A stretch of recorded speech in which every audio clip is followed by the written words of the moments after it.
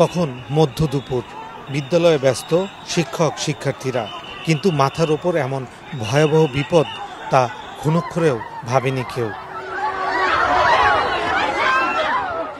অদূরে হজরত শাহজালাল আন্তর্জাতিক বিমানবন্দর, স্বাভাবিকভাবেই উড়োজাহাজ ওঠানামা দেখে অভ্যস্ত উত্তরা দিয়াবাড়ির মাইলস্টোন স্কুল অ্যান্ড কলেজের শিক্ষক শিক্ষার্থীরা।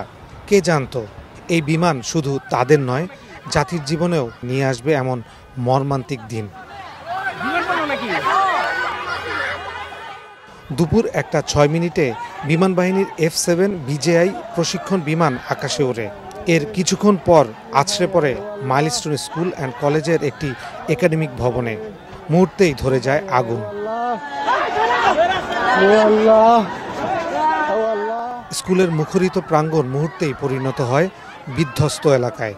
পুড়ে যাওয়া দেহ নিয়ে ছুটতে থাকে শিশুরা। চিৎকার আর কান্নার রোলে ভারী হয়ে ওঠে দিয়াবাড়ির বাতাস। এমন মানবিক বিপর্যয়ে দিশেহারা হয়ে পড়ে সবাই। আহত আর দগ্ধদের নিয়ে আশেপাশের হাসপাতালে ছুটে যান স্বজন, স্থানীয় ও আইনশৃঙ্খলা বাহিনীর সদস্যরা। ছুটি হবে একটু পর সবাই ছিল। তখন আমাদের ক্লাস চলছিল আর বাচ্চাদের তখন ছুটি ছিল, তো অনেক বাচ্চারা ক্লাস থেকে বের হয়েছে আর কিছু মাঠে ছিল, আবার কেউ জন্য এক্সট্রা ক্লাসের জন্য ক্লাসের মধ্যে ছিল বাচ্চারা। 7, 8, 9, 10, 11, 12 এরকম বাচ্চাদেরকে পেয়েছি আমরা। তারপর হচ্ছে যারা আশেপাশে ছিল, আয়া বুয়া দু একজন ছিল, তাদেরকেও আমরা পেয়েছি। ঘটনাস্থল ও হাসপাতালে ছুটে যান সরকারের উচ্চ পর্যায়ের ব্যক্তি এবং রাজনীতিবিদরা। আমরা এই ঘটনায় অত্যন্ত শোক জানিয়েছি।